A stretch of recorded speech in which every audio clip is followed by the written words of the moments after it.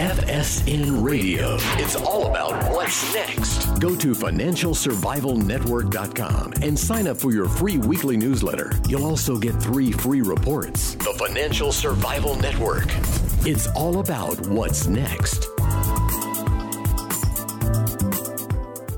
Welcome, and you are listening to the Financial Survival Network. I'm Kerry Lutz, and guess what? It's March 26, 2018, Monday, and happy Monday to all of you. Always be part of the show. You can email us at kl@kerrylutz.com. You can also leave a message on our hotline, 914-424-4142. Anyway, if you're thinking of buying a home, if you've been toying with the notion, well, you're seeing interest rates go up, that's a negative, but there's something very positive on the horizon for you that will make it easier for you to buy a home. And with us is Jason Walters. Jason, you're CEO of Paradigm Title Group in my old home state of New Jersey. And you got some great news for people on buying homes as a result of the modification and in many ways full repeal in some aspects anyway of Dodd Frank, that wondrous piece of legislation named after two members of Congress who are most responsible for the mortgage debacle. Anyway, Jason, welcome to the show and happy Monday. Hey, Kerry, thanks for having me. So, Dodd Frank modification. How is that good for homeowners? Sure. I mean, and to really understand it, I think homeowners should understand what exactly Dodd Frank was and what came about of it. So with the mortgage crisis that we all went through in the 07, 08 era, Dodd Frank were like kind of what you pointed to were two people that represented the country and their states that passed a law that essentially made lending very difficult. Now, on the flip side, there was the good pieces to that they also tried to safeguard the homeowner and the buyers and the customer here. But as legislature moves naturally do, they went too far. And I think that's what a lot of the country's seen, as well as you're seeing both on the Democratic and the Republican side, that they felt that it was a little too much. So the good news to the home buyers is the last couple of years have made lending difficult on many ends, and many ends where they can't see. It's, in different markets that are, that make an impact to the homeowner, but the homeowner might not necessarily know about. But those laws are actually starting to be looked at. They're looking at being, like you said, repealed, amended. Good news for the home buyer. Good news for business as well, because now smaller banks, community banks, and banks that were held at a level that had to compete with the largest banks, your true nationals, now are getting a little bit of reprieve as long as things continue to go through. And you're going to see lending lighten up and become, I don't want to call it aggressive, but, looser in order for homeowners to go buy homes, which is what we all want. So what exactly is changing here that's making it easier? Especially again, so nothing that per se touches the homeowner directly that's being talked at the high level, but things that have, the banks have certain scrutiny that they have to go under and their ability to lend and different things like that to just kind of keep it simpler. But those are what are changing a lot of in these repeals or bills that are going to go through and amend. But it's going to lighten up, especially at the community bank level, the mid-sized level bank level. It's going to make homeowners have access to money easier is what our hopes are. So, there's a lot of other changes too with Dodd-Frank and just the way that closings went. I'm the CEO of a title insurance company, so our process became much more paperwork heavy, much harder, much longer. It frustrated the buyer and many times the seller in this process. So that will also start to alleviate maybe a little bit with the oversight that is on those third-party vendors is what they would call them in those markets as well.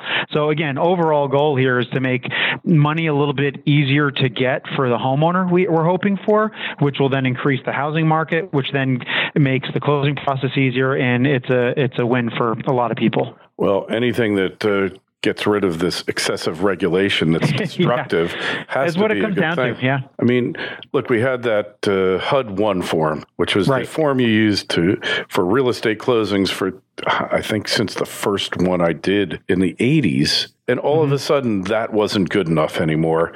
And you had this ridiculous disclosure form that nobody reads anyway. Right. And then even if you do read it, unless you've got a legal background or real estate background, you didn't really understand it. But it tied up closings. It made the process much more cumbersome. What can we look forward to here in terms of the government, like, at least butting out to some extent from the process? Yeah, and the new forms that came out now, which is called the closing disclosure, as you're probably aware of, is even a step above, right? It's made it what they tried to actually simplify. And I'll give credit where credit's due. There was attempts with focus groups to make this new form more readable, where the people felt that they were seeing the information better. But the reality is they're not. It's as confusing, if not more confusing than ever to most home buyers, where to look for. And really, a home buyer is specifically interested in very certain things. What's their rate? How much is it going to cost? How much money do they owe? Those are the things that most people are looking at in terms of what they're looking at. So again, these amendments still need to be passed.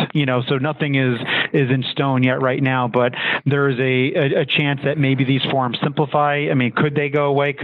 Certainly the process I see getting easier. The form itself is the question that you can have debate now too, is they've gone through the work. They have this new form. The question is, in these repeals, do they change back to a simpler form? Do they rewrite it again? That's I guess the question that'll still remain. So, but they understand that the banks, it was really a giveaway for the too big to fail banks. So it's also limiting the number of too big to fail banks that are deserving of excessive regulation. Probably I believe the number is a dozen or so up. That it's basically left to. Yep. And you know who they are. They're the big, what I call too big to fail national bank. You see one on every corner, and they'll probably be closing branches now. Maybe it's time to split them up as well. Yeah, who knows? Maybe that's a possibility. But what you kind of refer to too is when you look at the home buyer, it's going to give them more choice. And one of the whole reasons of all of this is to give the consumer choice, so that you create an economy that's built on that. And that's a great thing. Is creating choice like that and giving opportunity for both home buyers, but also lending institutions where it was unfair there for a while for them to compete with these larger banks. And I think it's going to make a level playing field, which will be good for the consumer and for the business side.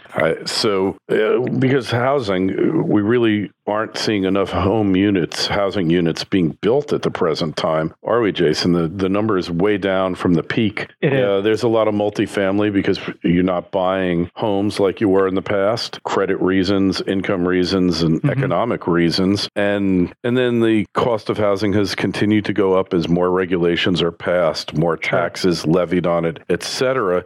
So finally, maybe a little relief for the beleaguered homeowner or wannabe homeowner. It could be, and if you think of the domino effect, take again. I'm a CEO of a title company, and the money we had to spend just to prepare for this type of regulation was astronomical. So that does bear on the ultimate price of the homeowner. Eventually, is when you look at those kind of costs that come into play. And again, the other side you pointed to is the ability to lend, so that we can create this commerce in this real estate market. So people can go buy, even investors can go buy and build new homes. They're even pointing to, I read an article recently that one of the next housing busts could be a lack of new homes, and because of the growth that is out there.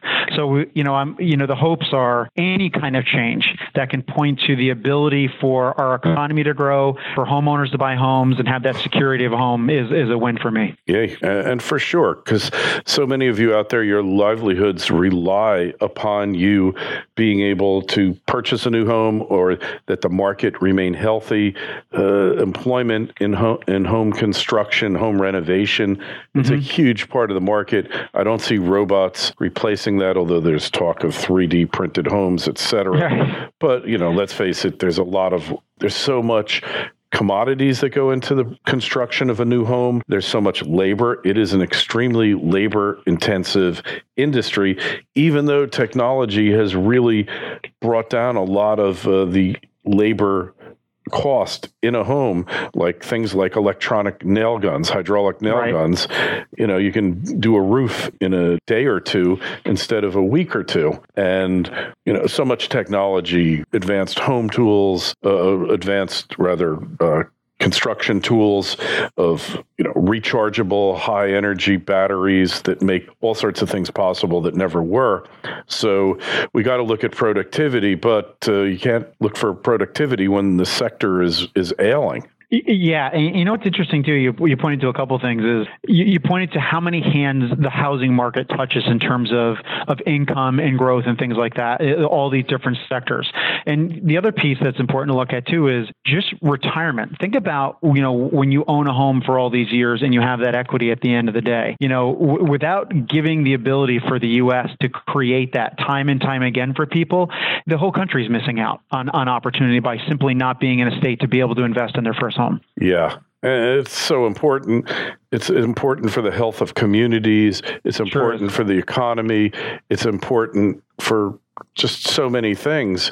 The American dream is based upon you owning your own home. That's right. And, you see all these anti-housing sector policies that were passed, and I'll assume that most of them were well-intentioned because, hey, those who don't learn from the past are condemned to repeat it, as a wise man once said. We don't want to go back to what it was, but we would like to see a market where it's not reliant upon Fannie and Freddie to buy every single private mortgage that is created. We don't want the government to having its nose in it because, once the government's involved in it, then certain bad things begin to happen and it gets much more costly and much more harder for you to obtain a home.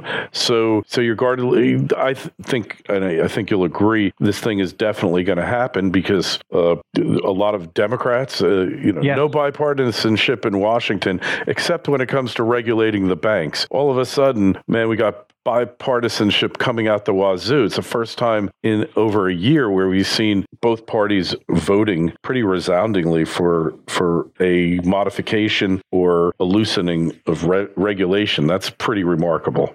It's fantastic. It's like you said, take real estate aside, it's just nice to actually see the government try to actually do something right for once. And you read a lot of these articles and you'll always have your, extremists on either side, but it is great to see that there is a lot of uniformity here with this decision. And it just goes to show, us in the industry as well as just the general population in the country that, this does make sense. There's been a lot of thought put into it. They have debated it, but there's a lot of people that are agreeing. Yeah, for sure. So is this going to be enough to counterbalance rising interest rates, though, Jason? Because the rates are going up. And, I'm not a believer in strictly that interest rates control the market, because there's a lot of other aspects. And I think confidence to buy and ability to buy, as well as obviously ability to pay, are all other factors as well. There were a time when interest rates were 15 and 18% and people were still buying homes. So, interest rates are going to go up. It's actually extremely healthy for the economy in the U.S. to have that happen to some degree, as long as it's a smooth path on its way. I don't see it affecting the housing market too extremely because buying a home is still a good investment.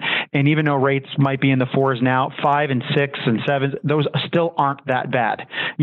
People are just very used to a low rate, but everything will shift. People will get used to those. It'll still be affordable and housing will still be a growing thing that has been from the start of time. So, none of us love to see the rates go up when it comes to our home, but we all love to see it go up when it has to do with money in the bank or anything like that. So it's always a balance. And, traditionally, interest rates have been the 5 to 6% range. So if that's what's keeping up the market, low rates, then it should be allowed to get to its natural level of Agreed. Of market participation. You don't want the government putting its thumb on the scale because that creates unintended consequences like the housing bust of 2007. Exactly. Hey, so it's going to be interesting to see. And what do you tell prospective home buyers? If you're thinking of buying a home, what do you think Joe Sixpack should be doing? Yeah, obviously there's a lot of, I can go on and on for advice on buying a home, but the reality is if you're thinking about doing it and you're in position to do so, go for it. Start to do the different things. Talk to your representatives. Get out there. The market is growing. So the one thing you do want to be ahead of is rising prices if you're in the ability to go buy right now. So that is one thing I would always for certainly look at. But, again, rates are going to rise a little bit, so that's something to think about. But the market is going to free up. So don't think that you don't have the opportunity to go buy the house. Educate yourself and get out there and surround yourself with people that can help you do it, because opportunity is on its way. Opportunity, that's what the Financial Survival Network is all about. That's what you're all about, Jason. Want to find out more about what you're doing here, read your work, where do we go? You can reach our website at www.ptg-us.com. You'll see everything there about Paradigm Title Group and myself, and our links to Facebook and everything is there as well. And we'd love for you to follow us and tune in. All right, excellent. We'll have a link on the show notes to this interview for our site, which is financialsurvivalnetwork.com, linking to your site so you can find out more. As always, be part of the discussion. Send us an email to kl@kerrylutz.com or use our hotline, 914-424-4142, Twitter feed @KerryLutz, Facebook page, Financial Survival Network. Jason, it's great news. Thanks so much for coming on. Thank you so much, Kerry, for having me. FSN Radio. It's all about what's next. Go to financialsurvivalnetwork.com and sign up for your free weekly newsletter. You'll also get 3 free reports. The Financial Survival Network. It's all about what's next.